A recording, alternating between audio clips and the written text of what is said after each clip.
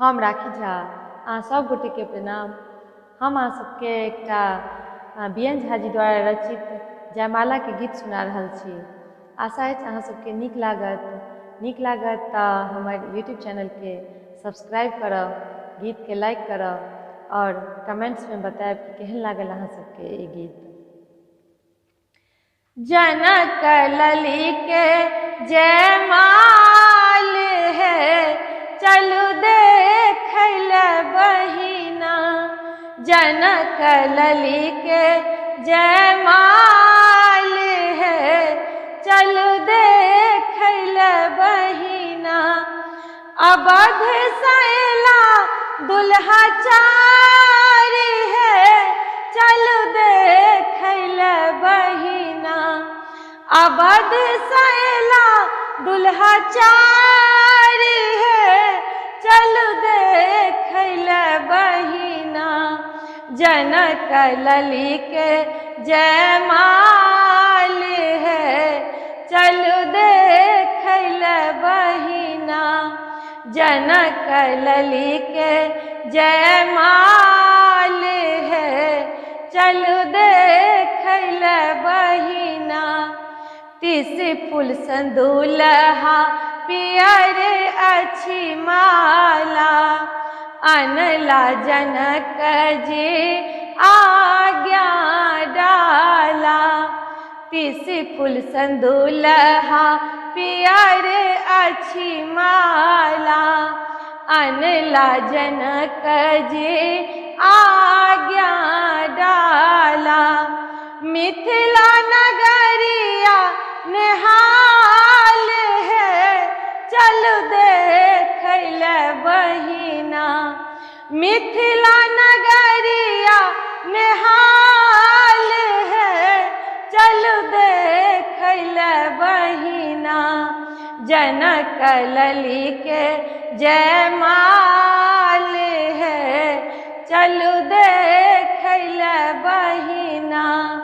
जनक लली के जयमाल है चलू देखल बहिना। सीता गला में राम जी के माला, रघुबर के होई छन बरमाला। सीता गला में राम जी के माला, रघुबर के होई छन बरमाला। दुल्हा दुल्हिन चारी है चलू देखल बहिना। दुल्हा दुल्हिन चारी है चलू देखल बहिना। जनक लली के जयमाल है चलू देखल बहिना। जनक लली के जयमाल है चलू देखल बहिना।